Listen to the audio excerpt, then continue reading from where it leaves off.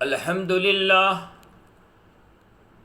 للہ کفا وسلام علی عبادنا الذین اصطفى اما بعد فاعوذ باللہ من الشیطان الرجیم بسم اللہ الرحمن الرحیم وقال تعالی لن تنالوا البر حتى تنفقوا مما تحبون وقال النبي صلى الله عليه وسلم عن أبي هريرة رضي الله عنه قال قال رسول الله صلى الله عليه وسلم إن الله لا ينظر إلى صوركم وأموالكم ولكن ينظر إلى قلوبكم وأعمالكم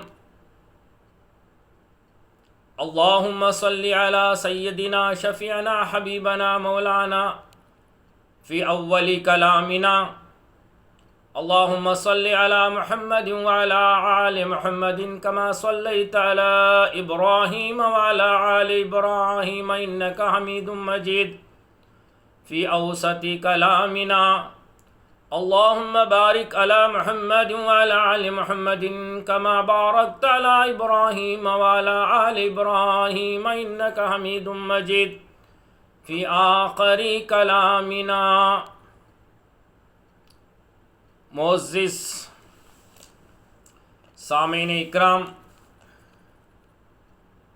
ملت اسلامیہ کے نوجوانوں، علمبرداروں اور میری پردہ نشین ماؤں اور بہنوں، السلام علیکم ورحمۃ اللہ وبرکاتہ۔ معزز حضرات، بہت دنوں کے بعد آپ حضرات کے سامنے حاضر ہونے کا شرف حاصل کیا ہوں۔ وجہ مصروفیات کی بنا پر آپ حضرات کے سامنے انشاءاللہ کچھ دینی امور کو لے کر اور جو ماہ ذی الحجہ کی جو فضیلت آپ حضرات جانتے ہیں، اس کے تعلق سے چند نکات قرآن اور حدیث کی روشنی میں آپ حضرات کے سامنے گوش و گور کرنے کے لیے حاضر ہوا ہوں۔ اللہ تبارک و تعالیٰ سے دعا ہے کہ اللہ تبارک و تعالیٰ مجھ ناچیز کو جو ہے صحیح بات آپ تک پہنچانے کی توفیق عطا فرمائیں، اور آپ حضرات سے گزارش ہے کہ میرا چینل مومن کی پکار کو جو ہے سبسکرائب کریں، لائک کریں، اور میرے اس ویڈیو کو آخری لمحوں تک سماعت فرماتے ہوئے اپنے دوست و احباب میں جو ہے اسے شیئر کریں تو آپ کی عین نوازش ہوگی۔ معزز سامعین اکرام، اللہ رب العالمین نے جب سے اس کائنات کا ایجاد فرمایا ہے، اللہ رب العالمین نے اپنے قدرت سے اس کے اندر 18,000 مخلوقات کو پیدا فرمایا۔ اس میں آدم انسان کو اشرف المخلوقات بنا کر پیدا فرمایا۔ انسانوں کے اندر جب بھی بگاڑ آتا تھا، اللہ تبارک و تعالیٰ نے انسانوں کی رہبری کے لیے انسانوں میں سے ہی انبیاء علیہ الصلاۃ والسلام کو نبوت کا تاج دے کر اس دنیا کے اندر بھیجتا تھا، اور انسانیت کو ایک اللہ کی طرف بلانے کا ان کو حکم دیتا تھا۔ اسی طرح سے دنیا کے اندر اللہ تبارک و تعالیٰ نے کم و بیش 1.25 لاکھ انبیاء علیہ الصلاۃ والسلام کو اس دنیا کے اندر مبعوث فرمایا۔ معزز سامعین اکرام، مختصر انداز میں اپنی بات کو آپ حضرات کے سامنے رکھتے ہوئے میں اپنی جگہ لینا چاہتا ہوں، بغرض کہ ہر ایک نبی آتے انسانوں کو ایک اللہ کی طرف اور اپنے اس وقت کے نبی کا کلمے کی طرف بلاتے، یا ایھا الناس قولوا لا الہ الا اللہ تفلحون کا نعرہ لگاتے۔ میرے محترم بزرگ عزیز دوستو، انسانوں کے اندر اللہ تبارک و تعالیٰ نے 4 درجات کو رکھا۔ سب سے پہلا جو ہے درجہ انبیاء علیہ الصلاۃ والسلام کا، اس کے بعد اللہ تبارک و تعالیٰ نے صحابہ رضوان اللہ تعالی اجمعین کے درجے کو رکھا۔ تیسرا جو ہے تابعین کے درجے کو رکھا۔ چوتھا جو ہے اولیاء اکرام کے درجے کو رکھا۔ معزز سامعین اکرام، ہر انسان نبی بن نہیں سکتا، نبی کے درجے کو صحابہ نہیں پہنچ سکتے، اور صحابہ کے درجے کو تابعی نہیں پہنچ سکتے، لیکن اللہ کا شکر و احسان ہے کہ اللہ تبارک و تعالیٰ نے ہر دور کے اندر اللہ کے مخلص بندے اپنے دوستوں کو پیدا فرمایا، جسے جو ہے اولیاء اکرام کہا کر پکارا کرتے ہیں، جو اللہ کی وحدانیت، اللہ کی یکتا اور نبی کی سنت کو اپنا کر دو دنیا کے اندر زندگی بسر کرے گا، وہ اللہ کا محبوب کہلائے گا، اللہ کا ولی کہلائے گا۔ میرے محترم بزرگوں عزیز دوستو، انبیاء علیہ السلام کے اندر بھی اللہ نے 5 ایسے نبیوں کو دنیا کے اندر مبعوث فرمایا جن کو اولو العزم انبیاء علیہ السلام سے پکارا گیا۔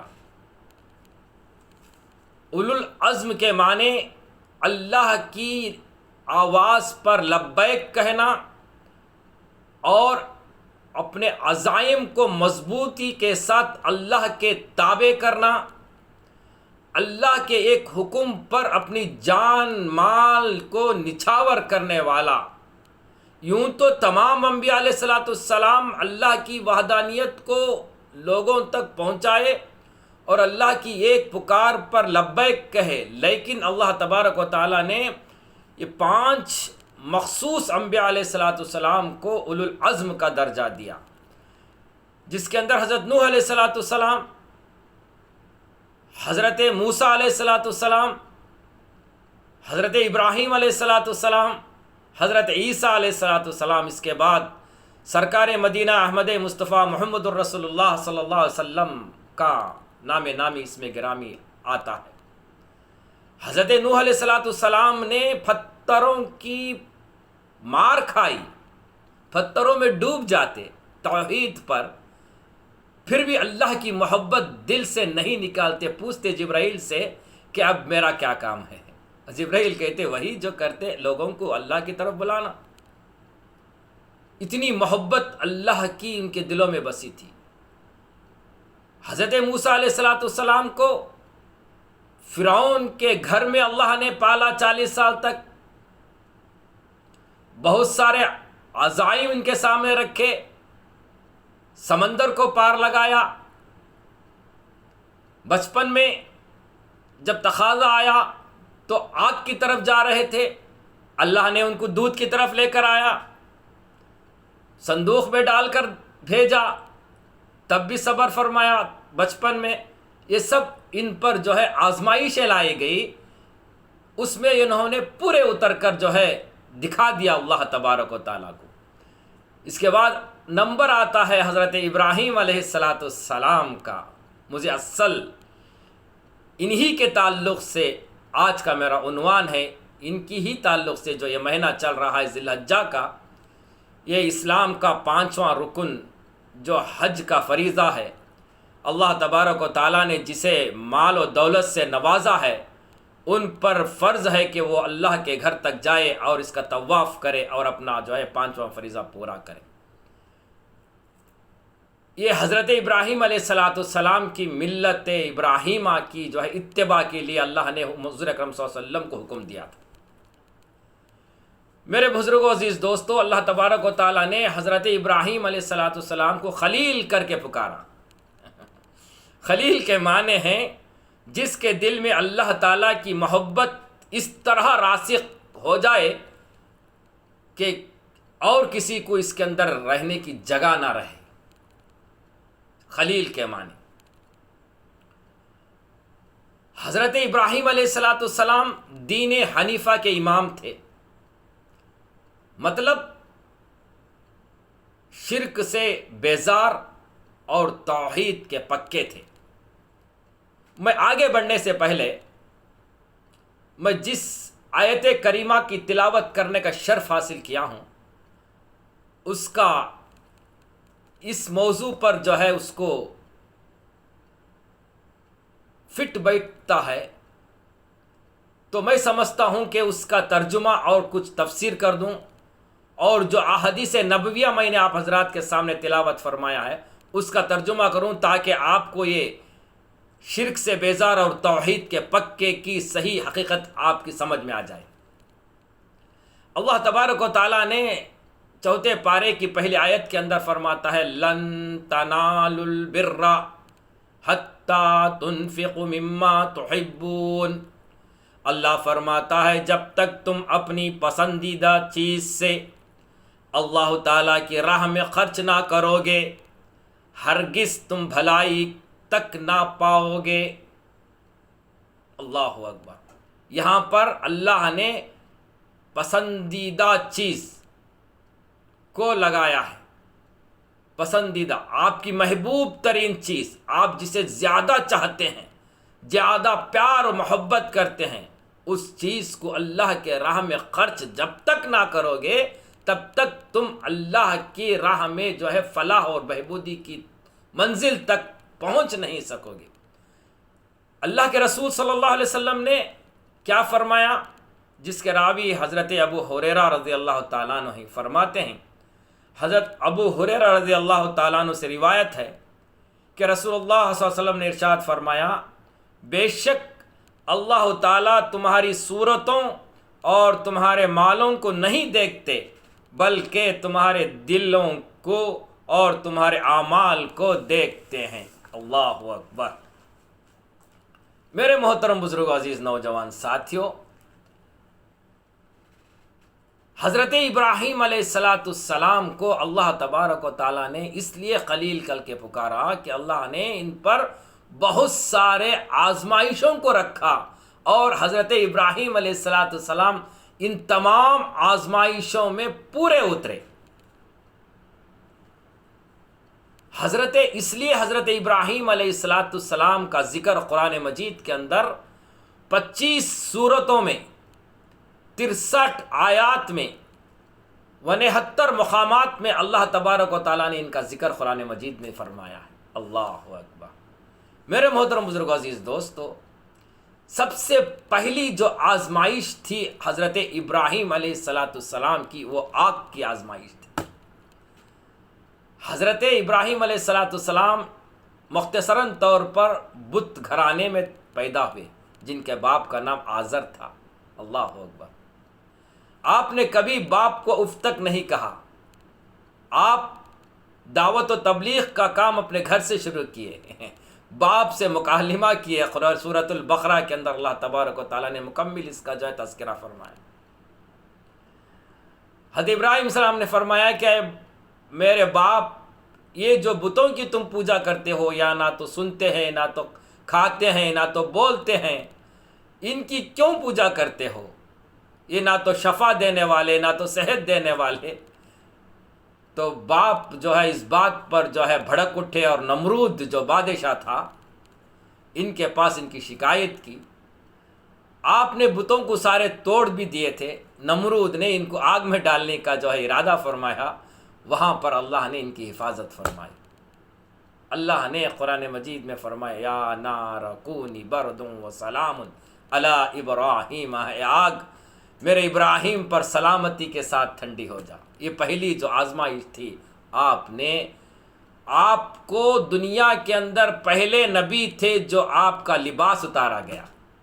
کل روز قیامت اللہ کے رسول صلی اللہ علیہ وسلم نے فرمایا کہ روز قیامت جب ساری انسانیت ننگے برہانے ہوں گے، پورا چہرہ آسمان کی طرف اٹھا ہوگا، نفسی نفسی کا عالم ہوگا، اس وقت سب سے پہلے جنت کا لباس حضرت ابراہیم علیہ السلام کو پہنایا جائے گا۔ برغرض محترم بزرگوں، عزیز نوجوان ساتھیوں، پہلی آزمائش میں آپ پورا اترے۔ دوسری آزمائش اللہ نے جب 80 سال کے بڑھاپے میں جب اولاد دیا، حضرت اسماعیل علیہ السلام کو اور جو ہے ہاجرہ کو لے کر جو ہے بیابان جنگل میں چھوڑ آؤ، اللہ کا حکم تھا، آپ نے چھوڑ آئے۔ اللہ اکبر۔ کون سا باپ ہے جو کئی برسوں کے بعد اولاد کو دیکھے اور کہیں چھوڑ کر آئے؟ حضرت ابراہیم علیہ السلام اپنی بیوی ہاجرہ اور دودھ پیتا شیر خور بچے کو جو ہے شیر خور بچے کو بیابان جنگل میں مینا اس صفا اور مروہ کی پہاڑیوں کے بیچ چھوڑ کر آئے ہیں۔ اللہ اکبر، وہ بھی ماما ہاجرہ رضی اللہ تعالی عنہ، اللہ کی بندی، اللہ کی رضا کے خاطر۔ دنیا تو فانی ہے میرے بھائیو، بزرگو، عزیز دوستو، دنیا میں رہ کر اللہ کی رضا اگر اختیار کر لیں گے تو جنت تمہارے لیے واجب قرار دیا جائے گا۔ میرے محترم بزرگو دوستو، حضرت ہاجرہ رضی اللہ تعالی عنہ اللہ کی رضا کے خاطر رضامند ہو گئے۔ آج ان کی سنت جو ہے صفا اور مروہ پر جو دوڑنا، چکر لگانا، یہ ہاجرہ رضی اللہ تعالیٰ عنہ کی سنت ہے۔ بہر کیف دوسری آزمائش میں بھی حضرت ابراہیم علیہ السلام کامیاب ہو گئے۔ اب تیسری جو ہے آزمائش آئی، اللہ تبارک و تعالیٰ نے کہا کہ اپنے محبوب ترین چیز میرے راہ میں قربان کرو۔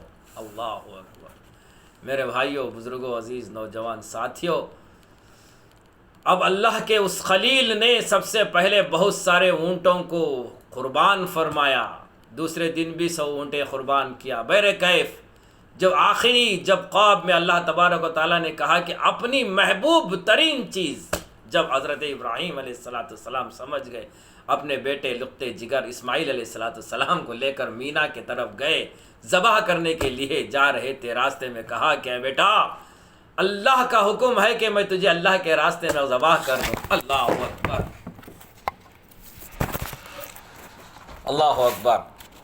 تو حضرت ابراہیم علیہ السلام نے اپنے بیٹے سے کہا کہ اے بیٹے، اللہ کا حکم ہے کہ میں تجھے جو ہے اللہ کے راہ میں قربان کرنے لے جا رہا ہوں۔ تو بیٹا بھی ایسے تھے کہ کہا کہ ابا جان، نیکی کے کام میں دیری کیوں، جلد کرو، مجھے اللہ میرے لیے کافی ہے۔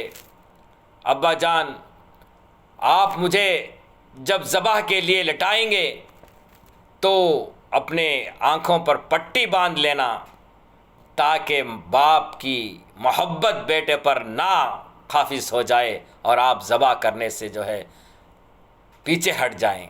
میرے محترم بزرگ و عزیز دوستو، قربان جاؤ اس بیٹے پر جس نے اللہ کی رضا کے خاطر اپنے آپ کو قربان ہونے کے لیے تیار ہو گئے، اور کہا ستجدونی انشاءاللہ من الصابرین، میں انشاءاللہ صابروں میں شمار کیا جاؤں گا، جلدی کرو ابا جان۔ اور کہا کہ ابا جان، میرا یہ جھبا میری والدہ کو جو ہے پہنچا دینا، تاکہ میری والدہ کو یہ خبر نہ دینا کہ میں اللہ کے راہ میں ذبح ہو گیا۔ ماں کی ممتا جو ہے میری اس اللہ کے راہ میں ذبح کرنے میں آڑ نہ آ جائے۔ میرے بھائیوں، بزرگوں، عزیز دوستو، اللہ جب جسے اپنا محبوب بنانا چاہتا ہے اس پر آزمائشیں لاتا ہے۔ جو انسان دنیا کے اندر آزمائشوں میں صبر کر لے گا، اللہ تبارک و تعالیٰ انشاءاللہ ضرور اس کی جو ہے صبر کا پھل اللہ تعالیٰ ضرور بضرور دے گا۔ حضرت اسماعیل علیہ السلام نے کہا کہ جب میرا اللہ مجھ سے راضی ہو جائے گا تو مجھے جنت جو ہے میرے لیے واجب ہو جائے گی۔ ابا جان، جلد کرو، نیکی کام میں جو ہے دیری کیوں۔ حضرت ابراہیم علیہ السلام نے حضرت اسماعیل علیہ السلام کو ذبح کے لیے لے جا رہے تھے، شیطان نے بہکایا تو آپ نے جو ہے کنکریاں مارے۔ اس کی ادا اللہ تبارک و تعالیٰ کو اتنی پسند آئی کہ اللہ تبارک و تعالیٰ نے حاجیوں پر یہ واجب قرار دیا گیا، جب تک تم شیطان کو کنکریاں نہ مارو گے تمہارا حج مکمل نہ ہوگا۔ میرے بھائیو، بزرگو، عزیز دوستو، حضرت ابراہیم علیہ السلام کی ایک ایک ادا امت مسلمہ کے لیے جو ہے اللہ تبارک و تعالیٰ نے رہتی دنیا تک یہ واجب قرار دیا گیا کہ میرے خلیل کی ایک ایک ادا میں پسند کر دیا، اب تم پر یہ واجب ہے کہ تم اس کو ادا کرو۔ اللہ اکبر۔ حتیٰ کہ اللہ تبارک و تعالیٰ نے نماز کے اندر جب تک درود ابراہیم تم نہ پڑھو گے تو تمہاری نماز مکمل نہ ہوگی۔ اللہ اکبر۔ کیا عزائم تھے حضرت ابراہیم علیہ السلام کا، کیا جذبہ تھا اللہ کی محبت کا۔ بہر کیف میرے بھائیو، بزرگو، عزیز دوستو، اللہ تبارک و تعالیٰ نے حضرت ابراہیم علیہ السلام کی یہ ادا پسند فرمائی. اللہ نے کہا صدقت یا ابراہیم، اے ابراہیم تم نے تو سچ کر کے دکھا دیا اپنے خواب کو. اللہ تبارک و تعالیٰ نے اس کے بدلے میں جنت سے دمبا بھیجا اور وہ دمبا ذبح ہوا اسماعیل کے بجائے. اللہ تبارک و تعالیٰ نے رہتی دنیا تک ایمان والوں پر یہ واجب قرار دیا گیا کہ جس کے پاس روز مرہ کی زندگی کے علاوہ اگر ایک دمبا خریدنے کی طاقت ہو تو اس پر واجب ہے کہ وہ جو ہے اس مہینے کے 10ویں تاریخ کو عید کے فوراً بعد ایک دمبا ذبح اللہ کے راہ میں کرے. اپنے نام سے کریں، اپنے گھر والوں کے نام سے کریں، محمد صلی اللہ علیہ وسلم کے نام سے کریں. صحابہ رضوان اللہ تعالی اجمعین نے حضور اکرم صلی اللہ علیہ وسلم سے ارشاد فرمایا، یا رسول اللہ صلی اللہ علیہ وسلم یہ قربانیاں کیا ہیں؟ تو آپ صلی اللہ علیہ وسلم نے فرمایا، اے صحابہ یہ آپ کے دادا حضرت ابراہیم علیہ السلام کی سنت ہے. صحابہ رضی اللہ تعالیٰ عنہ نے فرمایا، اے رسول اللہ صلی اللہ علیہ وسلم اس میں ہمارے لیے کیا ہے؟ حضور اکرم صلی اللہ علیہ وسلم نے فرمایا کہ اے صحابہ بنو خلب کے بکریوں کے برابر اس شخص کے لیے ثواب لکھا جائے گا جو حسب حیثیت ہونے کے بعد قربانی دے گا. اللہ کے راہ میں اس کے اعمال میں جو ہے بنو خلب کے بکریوں کے برابر ثواب اس کے نام اعمال میں لکھا جائے گا. اللہ اکبر. اللہ کے رسول صلی اللہ علیہ وسلم نے اپنی بیٹی فاطمہ سے فرمایا، اے بیٹی قربانی ذبح کے وقت قربانی کے جانور کے پاس کھڑے رہا، کہ اس لیے کہ جب قربانی ہوگی اس کا خون کا خطرہ زمین پر گرنے سے پہلے قربانی کرنے والے کی مغفرت فرما دی جائے گی. اللہ اکبر. کتنا بڑا ثواب ہے میرے بھائیو بزرگوں عزیز دوستو. اور وعید بھی سن لیں، جو استطاعت رکھتا ہو قربانی کرنے کا پھر بھی وہ قربانی نہ کریں، اللہ کے رسول صلی اللہ علیہ وسلم نے فرمایا کہ وہ ہماری عیدگاہ میں نہ آئے. اللہ اکبر. صحیح البخاری. میرے عزیز نوجوان ساتھیوں بزرگوں، قربانی اصل میں اپنے نفس کو، اپنی نفسانی خواہشات کو چھوڑ کر اللہ کی راہ میں اللہ کی رضا کے خاطر اپنے مال کا خرچ کرنا، اسی کا نام قربانی ہے. قربانی کے مسائل آپ حضرات بہرحال سنتے آ رہے ہیں. قربانی کا جانور کیسا ہو، میں اس تفصیل میں جانا نہیں چاہتا، مختصراً طور پر میں یہ آپ حضرات کے سامنے بیان فرما دیا ہوں. اور ذی الحجہ کی 10 دنوں کی فضیلت بھی جو ہے بہت آئی ہے حدیثوں کے اندر. ایک حدیث کا مفہوم ہے، نبی کریم صلی اللہ علیہ وسلم نے فرمایا، جو شخص 9ویں ذی الحجہ کے عرفہ کا دن کا روزہ رکھے گا، اللہ تبارک و تعالیٰ اس کے پچھلے 1 سال کے گناہ اور آئندہ آگے آنے والے 1 سال کے گناہ اللہ تبارک و تعالیٰ معاف فرما دیں گے. اللہ اکبر. ایک روزے پر 10 روزوں کی بھی فضیلت آئی ہے، لیکن عرفہ کا روزہ آپ پر جو ہے رکھنا واجب ہے، رکھ سکتے ہیں. اس کے 1 سال کے گناہ پچھلے اور آگے کے گناہ اللہ تبارک و تعالیٰ معاف فرما دیں گے. محترم بزرگوں، عزیز نوجوان ساتھیوں، اللہ کرے کہ جو استطاعت رکھتا ہے وہ جو ہے اللہ کے راہ میں قربانی کریں. معزز سامعین اکرام، اس کے بعد میں ایک مختصر طور پر، ایک صاحب نے مجھے ایک سوال بھیجا تھا دینی معلومات کے اعتبار سے، کہ انہوں نے کہا کہ ایک حدیث ہے جس کے اندر صحابہ رضوان اللہ تعالی اجمعین نے حضور اکرم صلی اللہ علیہ وسلم سے پوچھا کہ یا رسول اللہ صلی اللہ علیہ وسلم، اللہ تبارک و تعالیٰ نے ساری کائنات کو بنایا، آسمان کو، زمین کو، چاند کو، سورج کو، ستاروں کو بنایا، یہ اللہ اپنی قدرت سے بنایا. سورج کو بھی بنایا.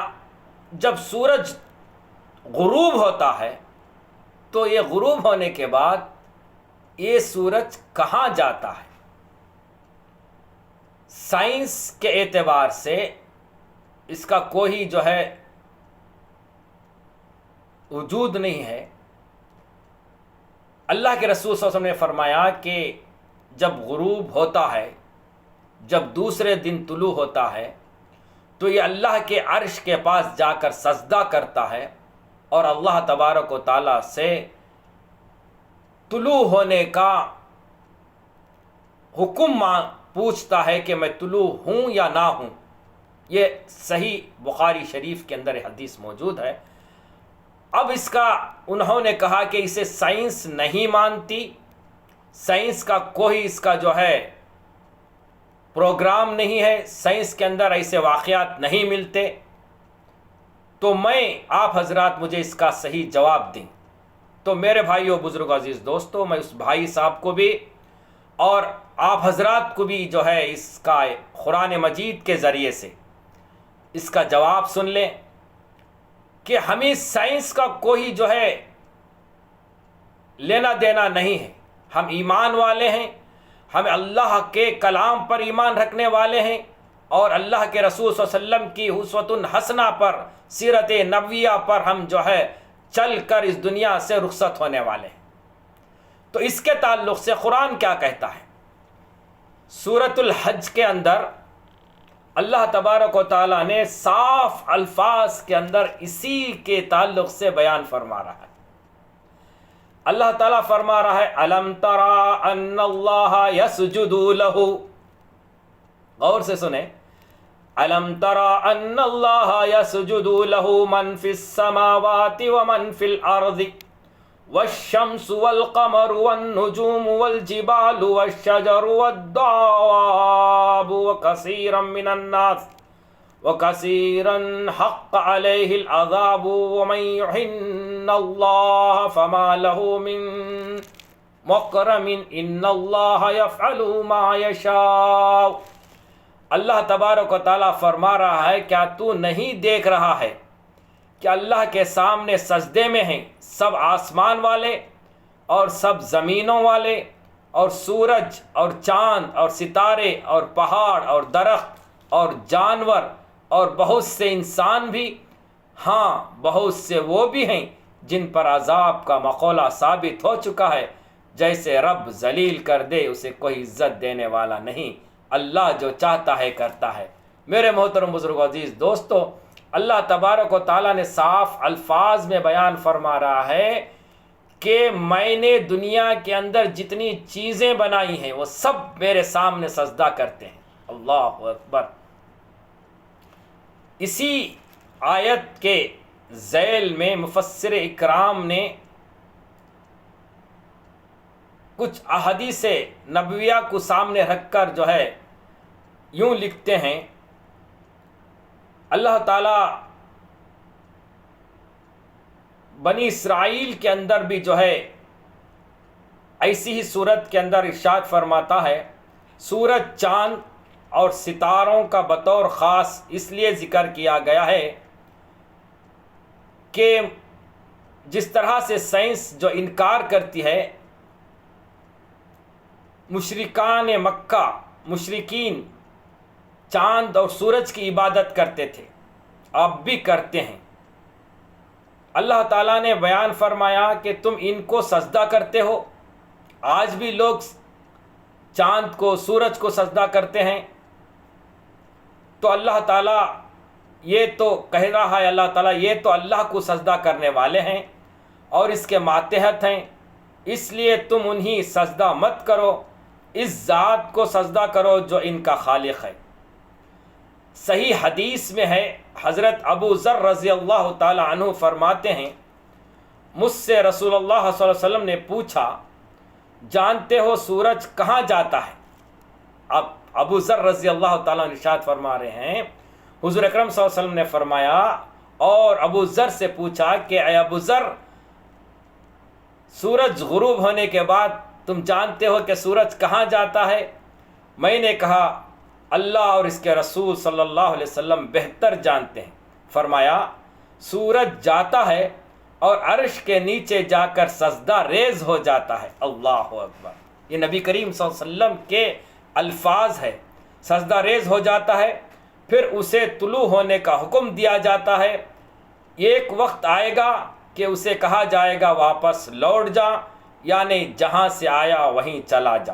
صحیح البخاری بدل الخلق باب صفہ الشمس والقمر، مسلم کتاب الایمان، صحیح مسلم کے اندر بھی یہ حدیث آئی ہے، کتاب الایمان باب بیان زمر الذی لا يقبل فیہ الایمان۔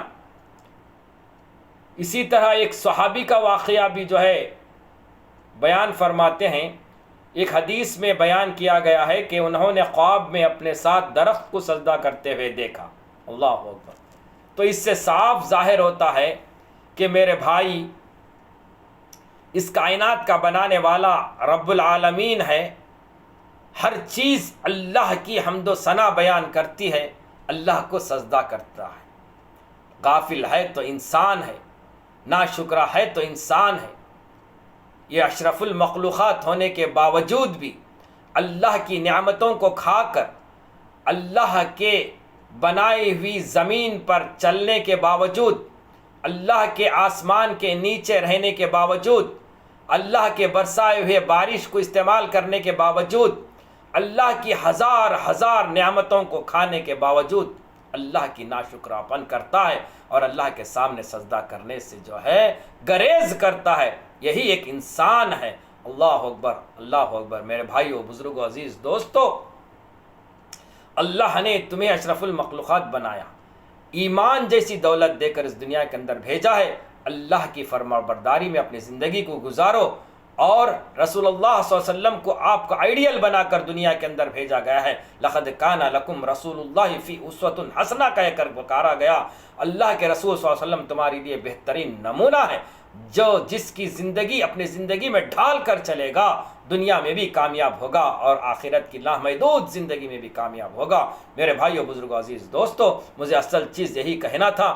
اصل جو ہمارے سامنے قربانی کا مسئلہ ہے، اپنے نفسوں کی قربانی دو، اپنے گھروں کے اندر دین کو ایجاد کرو۔ مجھے افسوس کے ساتھ کہنا پڑ رہا ہے کہ آج ہمارے گھر ویران پڑے ہوئے ہیں، دینی تعلیم نہ ہونے کی وجہ سے، خاص کر ہندوستان کے اندر ایسے گھروں کی جو ہے بیٹیاں بھگوا لو کے اندر ملوث ہو کر، نعوذ باللہ من ذالک، 8ویں کلاس کی، 9ویں کلاس کی، کیا ہو گیا ہے مسلمانوں کے لڑکیوں کو؟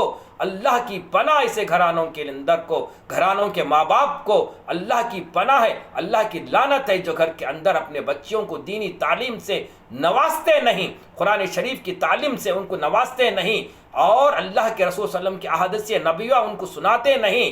بس موبائل تھما کر کالج کی راہ دکھانے والوں، سن لو، اب روز قیامت تمہارے اولاد کے ماتحت تم سے سوال کیا جائے گا، تم سے پوچھا جائے گا کہ تم نے تمہارے اولاد کو کس طرح سے پالا پوسا بڑا کیا، اور اسے جو میں نے امانت تمہیں دی تھی کہاں تک پہنچایا؟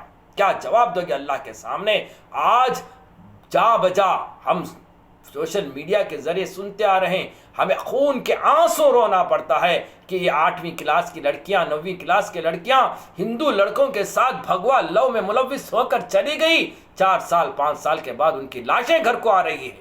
اللہ اکبر، افسوس ہے میرے بھائی، امت کے اندر جو ہے ایسے داعیے پیدا ہو جائیں جو اپنے گھروں سے جو ہے دین کی دعوت کو لوگوں تک پہنچائے، جو ہے دعوت اللہ لوگوں تک پہنچائے۔ اللہ کے نبی، ہر نبی نے دعوت اللہ، توحید کا پرچم لہرایا تھا، جو ہے دنیا کے اندر برائی کو روکنے کے لیے نبی آئے تھے، اچھائی کی بھلائی کی طرف دعوت دینے آئے تھے۔ حضرت ابراہیم علیہ السلام کا منشا یہی تھا کہ لوگوں کے اندر توحید کا جھنڈا بلند ہو جاوے، ایک اللہ کو ماننے والے بن جائے، اپنی جو ہے محبوب ترین چیز اللہ کے راہ میں خرچ کرنے والے بن جائے۔ میرے بھائیوں، بزرگوں، عزیز دوستو، ہم ملت ابراہیم میں ہیں۔ اللہ نے حکم دیا تھا نبی کریم صلی اللہ علیہ وسلم کو، تم ملت ابراہیم کی پیروی کرو۔